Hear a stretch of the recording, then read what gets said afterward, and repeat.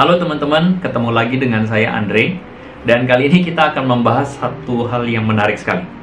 Jadi belakangan ini ada sebuah video yang viral di sosial media berisikan ceramah atau tausiah dari Ustadz Abdul Somad yang dianggap menistakan agama Kristen.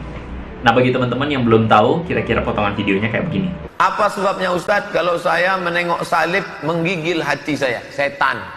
Saya terlalu terbayang salib, nampak salib, jin kafir sedang masuk. Karena di salib itu ada jin kafir. Dari mana masuknya jin kafir? Karena ada patung. Kepalanya ke kiri apa ke kanan? Nah, itu ada jin di dalamnya. Jin kafir.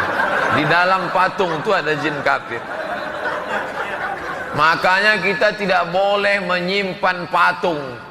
Jin kafir itulah yang mengajak. Makanya kalau keluarga kita di rumah sakit, di dalamnya ada jin kafir itu, tutup itu.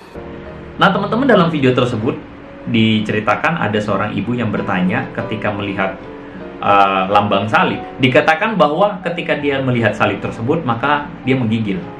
Lantas sang ustadz menjawab dengan gamblang bahwa ada jin kafir di dalam salib tersebut, atau di dalam patung Yesus yang ada di salib tersebut. Nah teman-teman, saya ingin membahasnya dari dua sisi aja. Yang pertama, secara teologis atau secara ajaran Kristen, kita tahu bahwa asumsi dari sang ustadz tersebut sangat amat salah. Kenapa? Karena kita di dalam kekristenan, kita tidak mengkultuskan tanda salib atau patung Yesus yang tersalib tersebut, teman-teman. Apalagi kita menganggap bahwa ada satu jin yang masuk di dalam patung Yesus, atau jin yang masuk di dalam atau menggunakan tanda salib dan sebagainya. Teman-teman, secara ajaran ini benar-benar salah dan menyesatkan. Dan tentu hal tersebut tidak diterima oleh ajaran kita. Nah, untuk ketahuan teman-teman yang lain bahwa tidak semua orang Kristen menggunakan tanda salib yang ada patung Yesusnya. Biasanya tanda salib yang ada patung Yesus itu digunakan oleh teman-teman kita, saudara-saudara kami yang berasal dari Katolik. Tetapi pada prinsipnya, perdebatan tentang adanya patung Yesus disalib atau tidak itu adalah satu perdebatan yang tidak penting. Yang penting adalah tanda salib atau Yesus yang tersalibkan itu membantu kita untuk mengingat kembali bagaimana pengorbanan Tuhan Yesus bagi setiap kita yang berdosa. Dan itu tidak boleh ditafsirkan bahwa ada kekuatan supranatural yang melekat pada tanda salib tersebut atau patung Yesus, ada Tuhan di dalamnya, apalagi ada jin di dalamnya. Ajaran seperti itu adalah ajaran kepercayaan panteis yang mengajarkan bahwa di dalam setiap benda ada rohnya. Saya khawatir pengajaran seperti yang diungkapkan oleh Ustadz Abdul Somad tersebut adalah pengajaran yang tercampur-campur, yang merelasikan segala sesuatu dengan hal-hal gaib. Dan kita di dalam kekristenan sama sekali tidak mengakuinya. Yang penting adalah iman di dalam hati. Kalau sampai dia sakratul maut, kita tak ada di situ.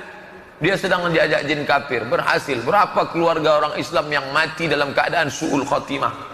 Dipanggil jin, haleluya, mati kafir, nauzubillah. Sehingga implikasinya adalah, apakah lambang-lambang agama tertentu akan membuat iman kita lemah? Saya kira seharusnya tidak. Apakah lambang-lambang agama tertentu akan membuat atau seakan-akan ada jin yang bisa menarik kita untuk murtad? Saya rasa ajaran seperti itu sangat amat salah. Kita terlalu banyak menyalahkan setan. Dan padahal itu adalah tanggung jawab pribadi diri kita sendiri, keimanan kita kepada Tuhan.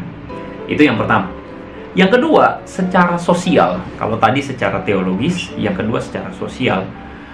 Ceramah seperti ini sebenarnya berpotensi untuk memecah belah, menimbulkan kebencian yang bagi saya ini berbahaya. Nah, saya menyarankan bagi kita yang tahu kebenaran, bagi teman-teman yang Kristen, pengikut Yesus, pertama, kita tidak perlu tersinggung karena kita tahu kebenarannya. Kita tahu bahwa yang benar bukan soal tanda salib atau simbol agama tertentu membuat kita murtad, tetapi semua kembali kepada hati kita, hubungan kita dengan Tuhan. Oleh karena itu kita jangan panik, dan saya juga menyarankan teman-teman untuk jangan menyebar-nyebarkan video seperti ini sehingga menimbulkan keresahan bagi saudara-saudara kita yang mungkin belum ngerti, akhirnya tersulut emosinya, akhirnya melakukan hal-hal yang bodoh, malah memecah belah persatuan kehidupan beragama kita di Indonesia ini, teman-teman. Sehingga kayaknya kita perlu lebih bijaksana. Jangan kita termakan politik identitas yang hanya karena disinggung agamanya dikit, langsung kita marah.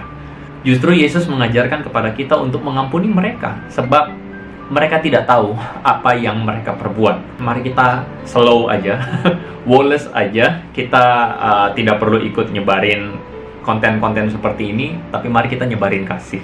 Kalau kau tak sanggup mengkafirkan dia waktu hidup, kafirkan dia menjelang kematiannya. Tak juga sanggup, antar dia ke makamnya pakai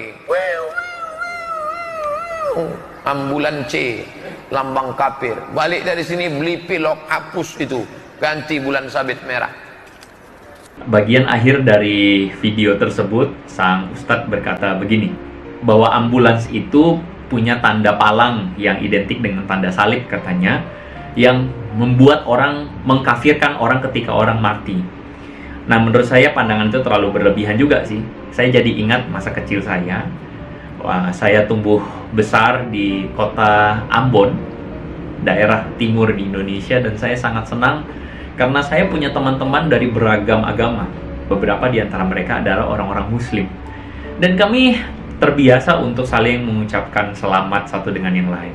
Kalau Natal, mereka datang ke rumah, makan kacang, makan kue. Sementara kalau Lebaran, saya senang sekali makan ketupat, sayur, opor di rumah mereka.